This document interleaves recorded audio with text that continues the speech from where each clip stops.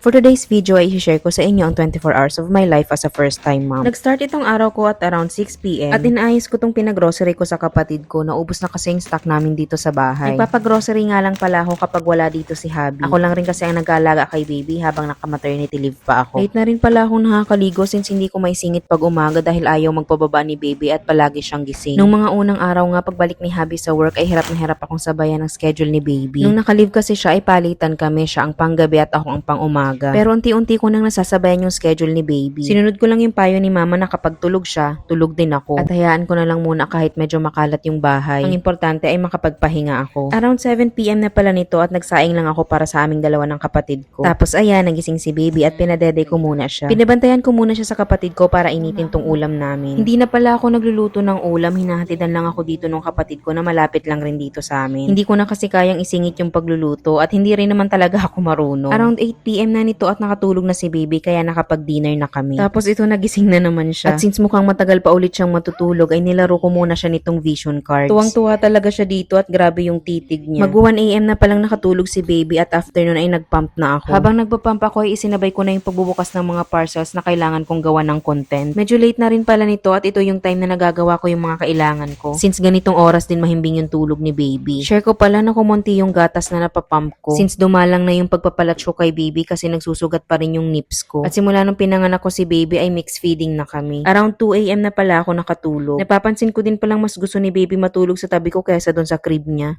Nagising siya ng around 5 a.m. tapos dumede lang at nakatulog na ulit. Kinaumagahan na ito around 7 a.m. Hinatidan ako nung kuya ko ng breakfast. Maganda yung sinag ng araw dito sa may kusina kapag umaga. Kaya hinahabol ko to at nagsushoot ako ng content para natural lighting. Buti na lang ay tulog na tulog pa rin ito si baby. Isang item lang yung nashoot ko kasi after nito ay papainitan ko pa si baby. Nagayos na ako ng sarili ko kasi alam kong dire-diretso na siyang gising kapag binuhat ko siya. Share ko pala na medyo naiinis na ako dito sa buhok ko. Sobrang haba na kasi at gusto ko ng pagupitan hanggang balikat. Actually nga sa oras na nare-record ko to ay nagpagupit na ako sa asawa ko. Ipapaayos ko na lang ulit bago ako bumalik ng office. Advice pala ni Pija na around 6 to 9 a.m. ko papaarawan si baby. Pero hindi naman niya ito ni-require. After ko siya paarawan ay pinadede ko lang siya tapos nag-breakfast na ako. Gising pa din si baby nito, binaba ko lang siya at hindi naman siya nagliligalig. Around 9 a.m. ay nag-prepare na ako para paliguan si baby. Before ko siya paliguan ay pinapainom ko muna siya ng vitamins. Dalawa yung reseta ni Pija, Nutrilin saka Asilin. Ayan, fresh na naman yan siya. Inaantok na siya nito tapos pinadede ko lang at nakatulog na din. At habang natutulog nga to si baby ay ginupitan ko ng kuko. Magsi 6 weeks na pala si baby at sinasanay na namin siyang walang mittens at socks. Nakatulog din pala ako after ko siyang gupitan tapos around 1 p.m. ay nagising siya. Tapos ayan, nagbanding lang kaming konti ni baby. Pagkatapos ay pinalatch ko na siya. Magti 3 p.m. na pala ako nakapag-lunch. Hinintay ko lang ulit makatulog si baby. Tapos around 4 p.m. ay naligo ako. Mabuti na lang at hindi siya nagising. Share ko pala na nagbabinder pa din ako. Advice kasi ni Obi na 2 months ako magbinder. At nag-advise din siya na pwede na ako maglagay ng mga exfoliating products sa belly ko. At ayan, around 5:30 ay nagising na ulit si baby. Time to dede na ulit. Ganun lang umiikot yung araw namin. At ito nilaro ko ulit siya ng vision cards. Gusto ko nga idikit na lang ito sa wall para mas madalas niyang nakikita. Maganda din kasi ito para sa early brain development ng ating mga babies. Around 8:30 p.m. na pala ako nakapag-dinner. At hindi na ako nakapag-video after ko siyang patulugin. Naglinis kasi ako at nahirapan na rin akong mag-shoot. Actually, na-realize ko na sobrang hirap pala talaga mag-vlog. Ang hirap isingit na yung pag-shoot ng POVs. Lalo na kung mag-isa ka lang. At dito ko natatapusin yung vlog ko. Actually, 26 hours of my life na nga ito. Sumobra pa ang atin nyo. Anyway, kudos sa ating mga momshies. Till the next vlog. Bye!